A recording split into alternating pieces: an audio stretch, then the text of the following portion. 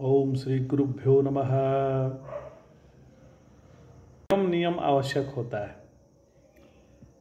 तो पहले तो यम आता है। तो यम क्या है?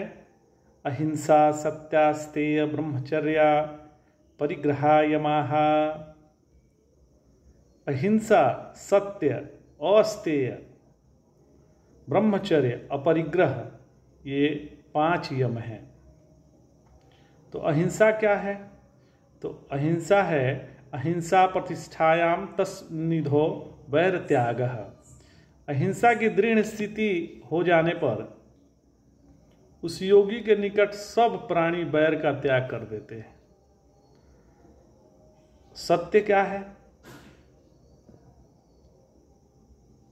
सत्य प्रतिष्ठायाम क्रिया फलाश्रयत्वम। सत्य में दृढ़ स्थिति हो जाने पर क्रिया फल का आश्रय बनती है, अर्थात उसकी वाणी अमोघ हो जाती है। अस्तेय क्या है? तो अस्तेय प्रतिष्ठायाम सर्वरत्नोपस्थानम।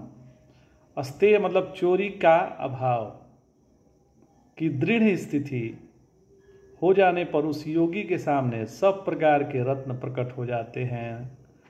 फिर ब्रह्मचर्य, ब्रह्मचर्य प्रतिष्ठायाम वीर्य लाभः। ब्रह्मचर्य की दृढ़ स्थिति होने पर वीर्य सामर्थ्य का लाभ होता है। फिर आता है अपरिग्रह। तो अपरिग्रह क्या है? अपरिग्रह स्थैर्य जन्म कथांता संबोधः। अपरिग्रह स्थैर्य जन्म कथंता संबोधः।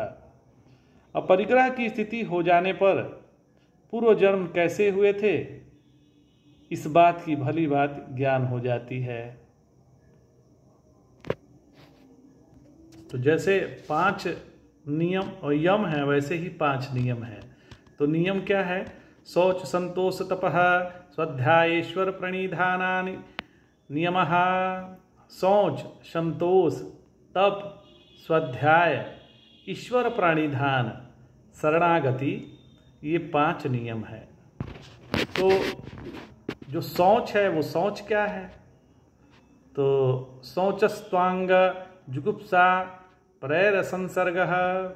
शौच मतलब शुचिता के पालन से अपने अंगों में वैराग्य और दूसरे के से संसर्ग न करने की इच्छा उत्पन्न हो जाती है। फिर आता है संतोष। संतोष क्या है? संतोषादनुत्तम सुख लाभः। संतोषम परमम सुखम। जिससे उत्तम दूसरा कोई सुख नहीं है, परम सुख है। ऐसा सर्वोत्तम सुख का लाभ संतोष से होता है। फिर आता है तप। कार्येंद्रिय सिद्धि शुद्धि क्षया तपसः। तप के प्रभाव से जब अशुद्धि का नाश हो जाता है तब शरीर और इंद्रियों की सिद्धि हो जाती है। फिर आता है स्वाध्याय। स्वाध्यायादिष्ट देवता संप्रयोगः। स्वाध्याय से अपने इष्ट देवता का साक्षात होता है।